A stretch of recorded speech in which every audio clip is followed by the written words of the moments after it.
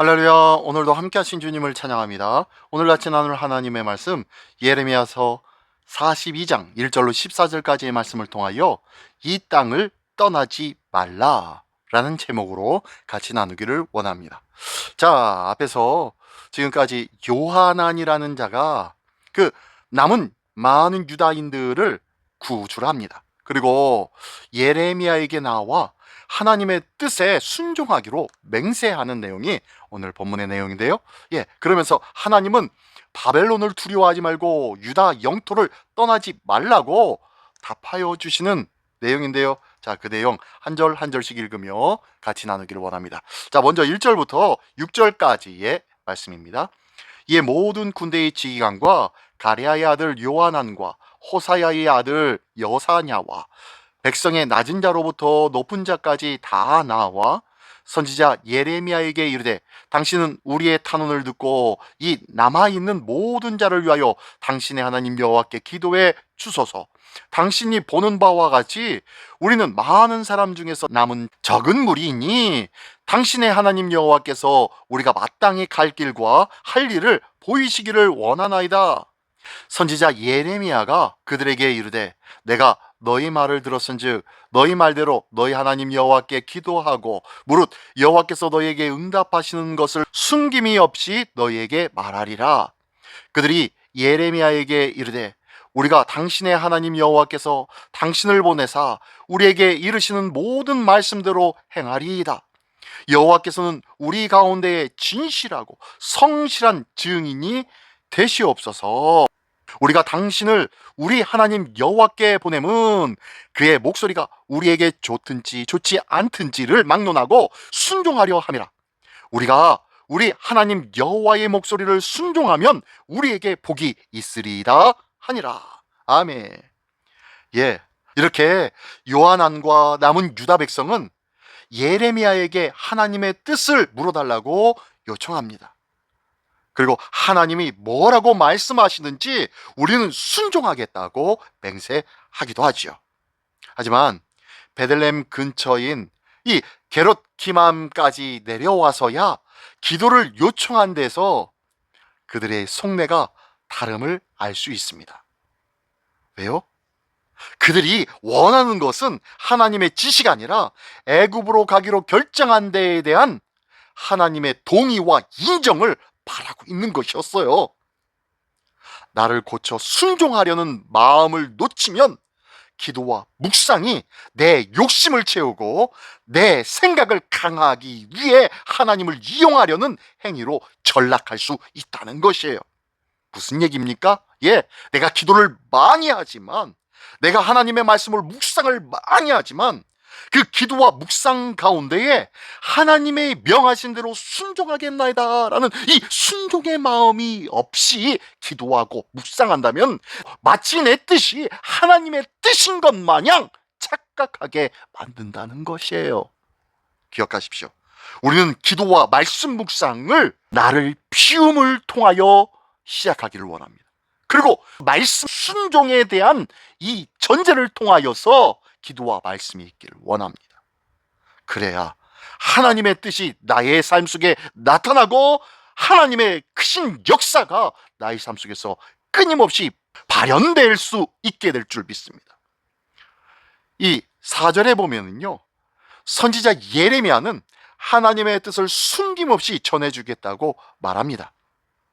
하나님의 말씀을 자기 생각이나 청중의 욕구에 맞춰서 가감하거나 왜곡하지 않고 온전히 전하겠다는 말입니다.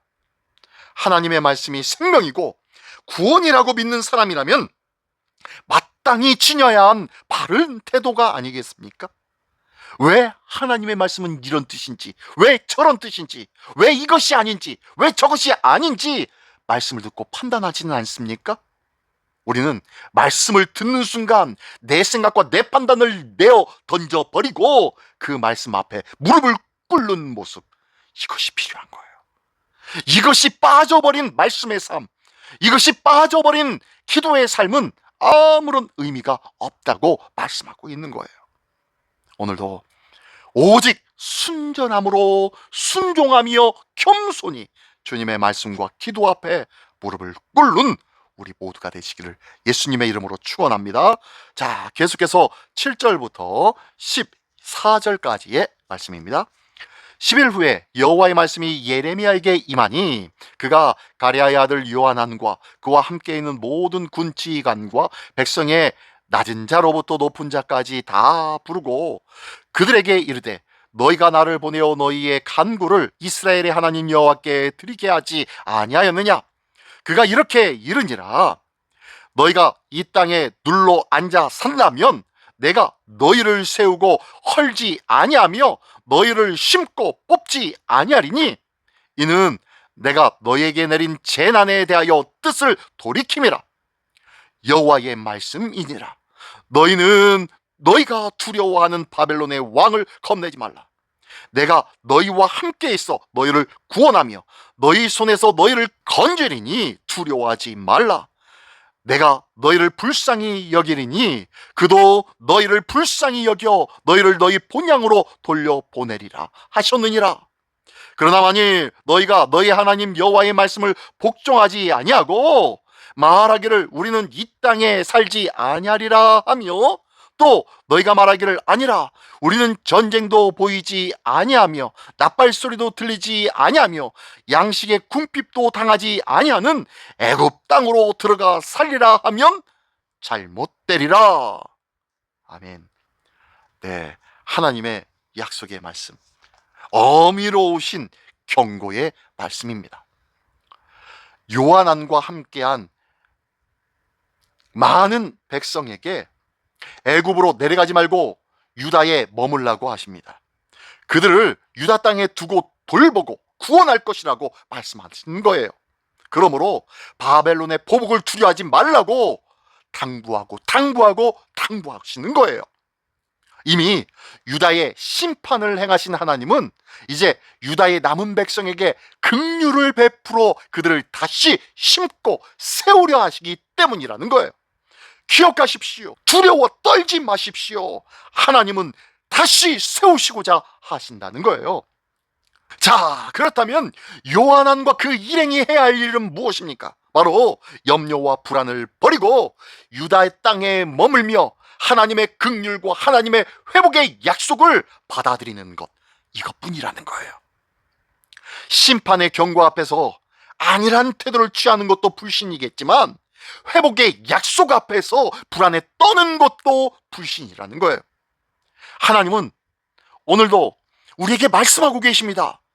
내 생각과 내 판단과 다른 하나님의 뜻이 전달되어질 수 있어요. 하나님의 뜻과 정반대로 불안해하고 두려워하고 나태해져 있다면 그것은 바로 불신이라는 것입니다.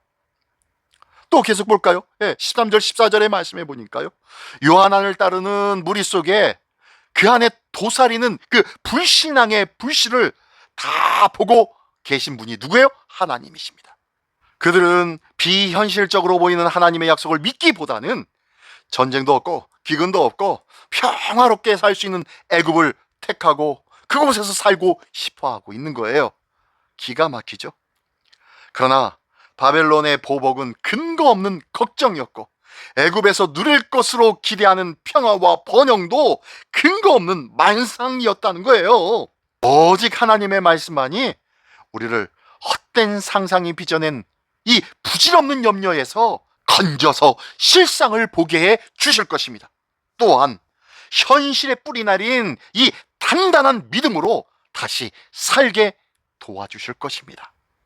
이 하나님의 인도하심과 약속하심과 다시 세워주실 것을 믿으십니까? 그렇다면 세상의 말에 귀 기울이지 마십시오.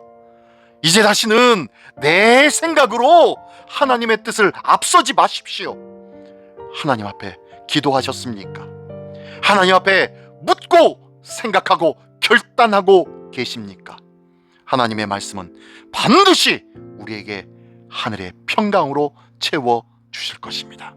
하나님을 사랑하는 자, 곧 그 뜻대로 부르심을 입은 자들에게는 모든 것이 합력하여 선을 이루게 하여 주시는 그 하나님의 말씀의 약속을 믿고 오늘도 든든히 그 약속 안에서 머무는 영원한 평안의 주인공이 되시기를 예수님의 이름으로 축원합니다. 기도하겠습니다. 전능하신 주님, 감사합니다. 주의 뜻을 알려주시면 주저없이 순종할 수 있는 흔들리지 않는 믿음, 그 믿음이 우리에게 있게 하여 주시옵소서. 내 생각과 세상의 수많은 이야기들이 하나님의 뜻보다 앞서지 않도록 도와주시옵소서. 예수 그리스도의 이름으로 기도드리옵나이다. 아멘.